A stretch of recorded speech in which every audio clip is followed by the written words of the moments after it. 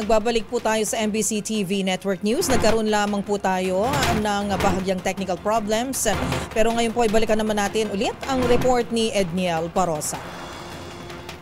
Tiniyak ng militar na mayroon itong kapabilidad na makadetect at makaiwas sa cyber intrusion gaya ng hacking.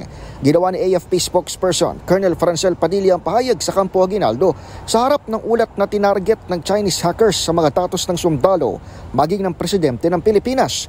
Ayon kay Padilla, kabilang sa mga ginagawa ngayon ng AFP ay ang koordinasyon sa mga kaalyadong bansa at mahigpit na pakikipag-ugnayan sa mga kapwa-ahensya ng pamahalaan, pero hindi kinumpirma ng opisyal ang report na napasok ng hackers ang ilang sensitibong impormasyon ng Malacanang o maging ng militar.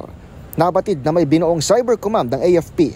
Katuwang ang intelligence command nito lamang nakaraang taon, paglalarawan ni Padilla na isa ring cybersecurity expert, daily occurrence o halos pangkaraniwan na lamang ang mga ganitong pag-atake sa panahon ngayon. Very close coordination in terms of our ally partners na rin. No? So dito sa mga, even in our exercises, kasama na ang cyber natin dyan. Cyber security defenses, kasama na sa balikatan exercises and other exercises that we hold.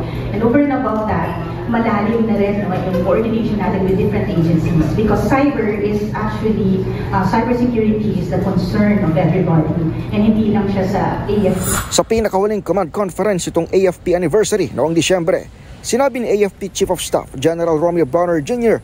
na cyber defense ang pinatututukan sa kanila ni Pangulong Bongbong Marcos. Para sa MBC TV Network News, ito si Edniel Parosa ng D0H. Una sa Pilipinas, una sa Pilipino.